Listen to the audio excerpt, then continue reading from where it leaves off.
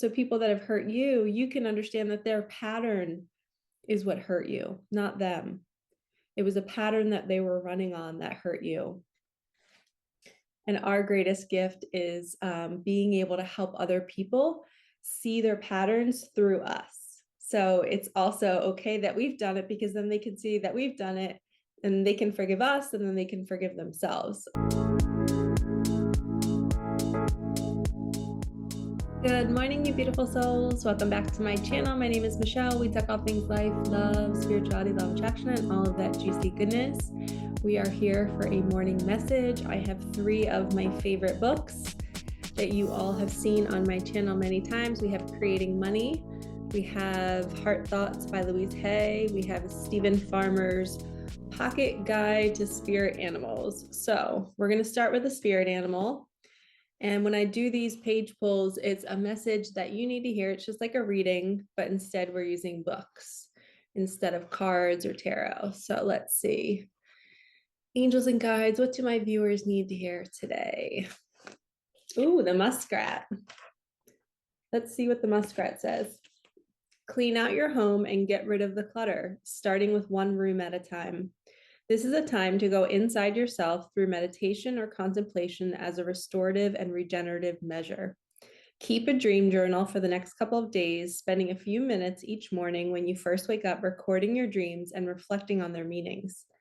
Don't be surprised or alarmed if you have some out-of-body experiences in the next few days.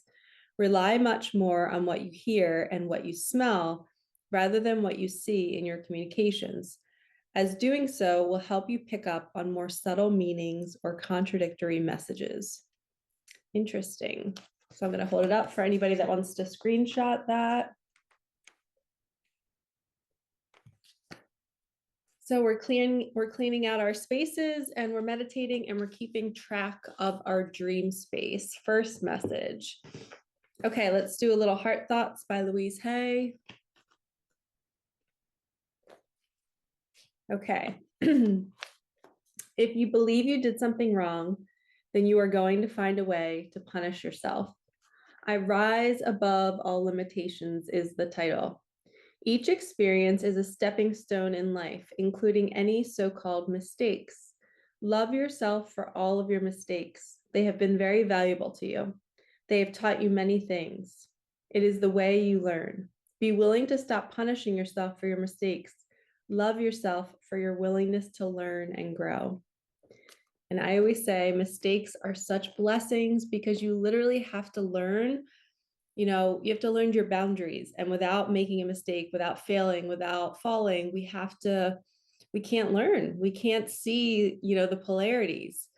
And I was almost said right and wrong, but it's not really that. It's just, what is our highest path? And in order to get on the highest path, we have to go down other paths to figure out that they're not it. Okay. So and this is a really hard thing, because some people have done some really tough things and really awful things, and they're waking up to it now, and they're going, oh my gosh, I can't believe I did that. I can't believe I hurt this person. What was I doing? What was I thinking? And the most beautiful thing that you can do for yourself is forgive yourself and realize that you were in some sort of costume playing a role, right? When our ego falls away, each layer of our ego is going to fall away every few months, every few weeks for some of us, if we're accelerating on the journey. And as the ego falls away, that's another costume that we're taking off. And these costumes were made in childhood when we needed to suit up to protect ourselves, when we needed to look for safety, when we were desperate for love from our parents, we put on a costume and we said, okay, I'll dance, sing, play, I'll do this sport, I'll get straight A's, I'll do whatever I have to do to get your love. And that is now a costume. So in your adult life, you might lie, cheat, and steal to win, right? To be the best at what you're doing, to be seen and to be loved. And then you wake up and realize, oh my gosh, this is not, I was not acting in integrity. I don't know why I did that. And you can take off the costume and forgive yourself and say, oh, that was the version of me in childhood where I was so sad and without love that I literally would cheat and lie and steal to do anything to get that love. And that's ultimate forgiveness, is when we can see that correlation. And then what really is beautiful is you start to see it in other people. So people that have hurt you, you can understand that their pattern is what hurt you, not them. It was a pattern that they were running on that hurt you. And our greatest gift is being able to help other people see their patterns through us. So it's also okay that we've done it, because then they can see that we've done it and they can forgive us, and then they can forgive themselves. A lot of times when we forgive other people, it's permission to forgive ourselves for the same thing. Okay, creating money now. Let's see what we need to hear about our careers, our mission work, about money. Okay, it says, I live in an abundant universe. I always have everything I need. Stop for a moment and ask yourself, what do you think having more money will give you that you don't now have? What deeper needs or desires would be satisfied if you had a large sum of money? Would you have more security, freedom from worry, a simpler life? Would you be able to stop doing activities you don't want to do, have no problems, or the freedom to do what you want with your life? What higher qualities or feelings do you think you would have more of? Inner peace, love, self-esteem, well-being, happiness? If it isn't a large sum of money you want, but an object or item that you don't have yet, what needs will this item satisfy in your life? If there isn't anything material that you want, what higher quality or feeling would you like to experience more frequently? And they always say everything that we want to manifest, we only want to manifest it because we want the feeling that that thing will give us. So if we are, that was talking specifically about money. If you're looking to call in money, think about the actual feeling. And I know most of my clients, they always say it's relief, right? When we don't have money, it's like we wake up every day trying to figure out a way to get more so that we can just actually relax. So I believe a lot of people are really just looking for rest, and they're really looking for peace, and they just don't want to have to wake up in a certain energy of having to, just live out their day just to earn money. So if money was here, they'd be actually, willing to just rest, and then more creativity can come through when you're resting, because you're like, wow, I never lived life without the grind, right? So I believe we can cultivate that feeling before we get the money. We can give ourselves those restful times. We can take 20 minutes and go to a park or go to a lake or go to the ocean and just rest as if you have the money. 20 minutes is not going to hinder your life in any type of way. So you can actively start taking your vessel to go do things as if the money is here.